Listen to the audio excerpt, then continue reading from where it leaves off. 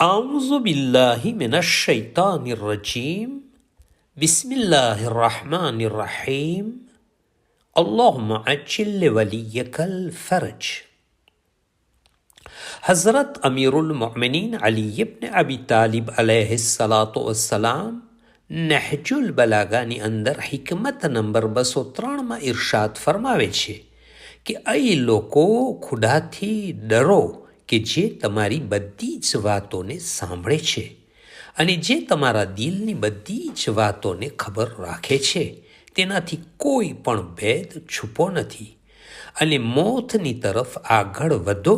જો તમે તેનાથી ભાગવા જાઓ તો પણ ભાગી શકશો નહીં અને જો તમે રોકાઈ જશો તો તે તમને પકડી લેશે અને જો તમે મોતને ભૂલી જશો તો તે તમને યાદ રાખશે. આ નૂરાની બયાનમાં મૌલા અલી અલૈહિસ્સલામ બે વાતનો zikr કરે છે. એક, અલ્લાહ જે બધી જ વસ્તુની જાણકારી રાખે છે અને બીજી વસ્તુ મોત જે આવવાની છે, ચાહે મોત માટે તૈયાર હોય કે ન હોય.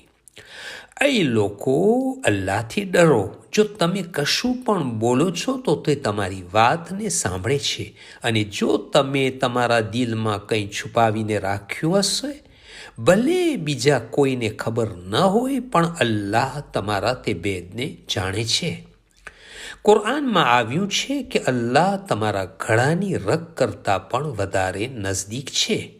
તો સમજવા જેવી વાત એ છે કે બધા કરતાં વધારે અલ્લાહ આપણાથી નજદીક છે, જેને આપણે ભૂલી જઈએ છીએ. પરંતુ અલ્લાહ નથી ભૂલતો, હંમેશા આપણી સાથે રહે છે. આપણે અલ્લાહને યાદ કરીએ કે ન કરીએ, અલ્લાહ બધી જ વસ્તુની ખબર રાખે છે અને કયામતના દિવસે આમાલના વિશે પૂછવામાં આવશે. જો કોઈ પણ કામ છુપાવવા માંગશું તો પણ અલ્લાહ સામે જાહેર થઈ જશે. તો યાદ રાખવું જોઈએ કે અલ્લાહથી કોઈ પણ વસ્તુ છુપી નથી. આપણે બીજી વસ્તુઓને તો યાદ રાખીએ છીએ પરંતુ અલ્લાહને ભૂલી જઈએ છીએ. કુરઆને મજીદ સૂરે મુજાદિલા આયત નંબર 7માં અલ્લાહ તાલા ઇરશાદ ફરમાવે છે, શું તમે નથી જાણતા જે વસ્તુ જમીન અને આસમાનમાં છે તે બધી વસ્તુની અલ્લાહ જાણકારી રાખે છે. અને જ્યારે 3 લોકો આપસમાં વાતો કરે છે તો ચોથો અલ્લાહ હોય છે અને જ્યારે 5 લોકો આપસમાં ગુફ્તગુ કરે છે તો અલ્લાહ છઠ્ઠો હોય છે. તમે વધારે હોય છે કે ઓછા હોય એ તમારી સાથે છે, પછી ભલે તમે કોઈ પણ જગ્યા ઉપર કેમ ન હોય. અને કયામતના દિવસે તમારા આમાલને તમારી સામે લઈને આવશે, કેમ કે અલ્લાહ બધી જ વસ્તુનો જાણકાર છે.